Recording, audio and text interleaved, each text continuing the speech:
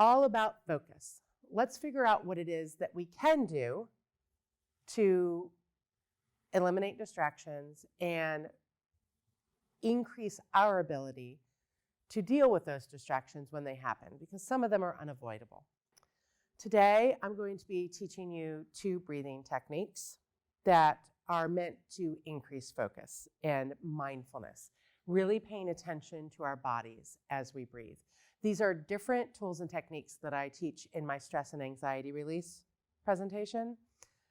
They are equally wonderful though.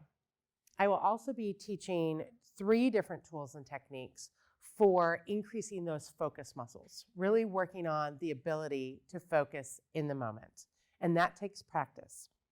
And then finally, I'll be teaching 2 techniques for helping you reach the flow state, that place of peak performance where you really feel like you are in the moment and you're in the peak performance state of creativity that helps us create. What is distraction? People have different opinions on this. This resource, by the way, is outstanding. It's a book called The Distracted Mind, Ancient Brains in a High-Tech World. And they basically just say, when we're pursuing a goal that really matters and we feel blocked in the pursuit of that goal. That's a very simple definition. It's a pretty good one, though. What I want to point out is the quote at the bottom of the screen, which I love. You can always find a distraction if you're looking for one. And that leads into an alternative viewpoint that another great resource has. This is a resource called, I hope I screw this up, How Falling in Love with Your Fears Can Change the World. It's a great resource. And this author and researcher suggests that distractions are byproducts of an internal state. When we're trying to avoid something we're feeling internally, when we feel uncomfortable, when things feel a little out of control, that's when we tend to distract ourselves. That's an internal distraction. This researcher says trying to cover our fears is one of the times when we will tend to self-distract. Trying to cover our insecurities is another time.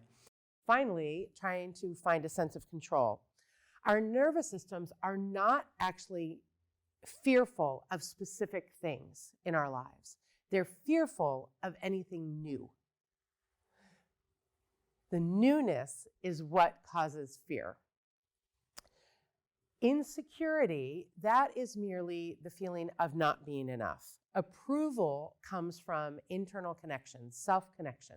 So as soon as we feel, I am enough, we stop having that internal feeling of insecurity.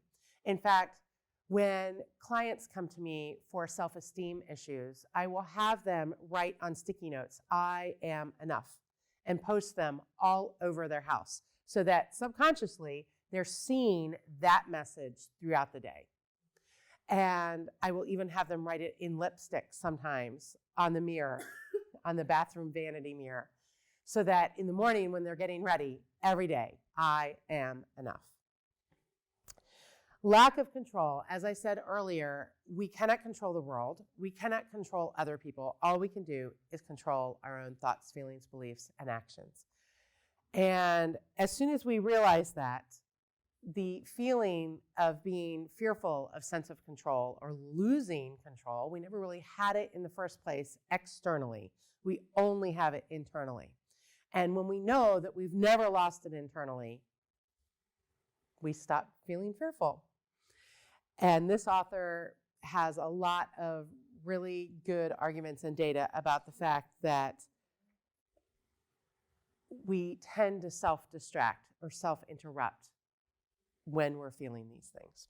So where do distractions come from? I'm glad you asked, because they can come from almost anywhere. A squirrel outside the window, loud noises or repetitive noises, a child clamoring for our attention, task switching. We're going to talk about this a lot later. Task switching is an important form of self-distraction, self-interruption. Cellular devices beeping and buzzing. I was talking to some of you prior to this presentation that I will actually allow my cell phone to ring and not pick it up.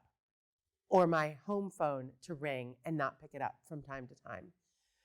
The reason being, unless I'm waiting for some emergency call from my child or my child's school or my husband, most things can wait.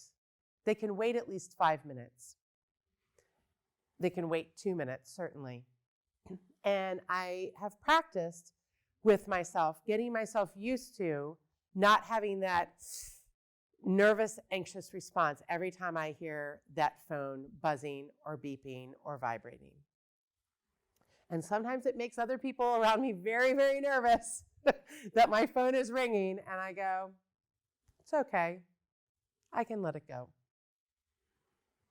And often I won't even do that check before I decide to let it go, because I don't want to feel like I'm letting it go due to who is on the other end of the line, right? I want to just know it's okay. I'm in charge of my thoughts, feelings, beliefs, emotions, behaviors right in this moment. The decision to check Facebook, that's a big one for a lot of people, especially when they get into a really complex task that requires a lot of thinking. They'll go, oh, I'll just check Instagram. I'll just check Facebook real quick, just real quick. And what we'll see later is that real quick doesn't exist. Once we self-interrupt, there's a long period of time that we take ramping back up to the task. And then finally, boredom with whatever you're doing. This is the one that often leads people into the checking Facebook, the checking Instagram, the let me just go walk around the office and chat with my coworkers for a few minutes. Boredom is one of the major things that drives self-interruption.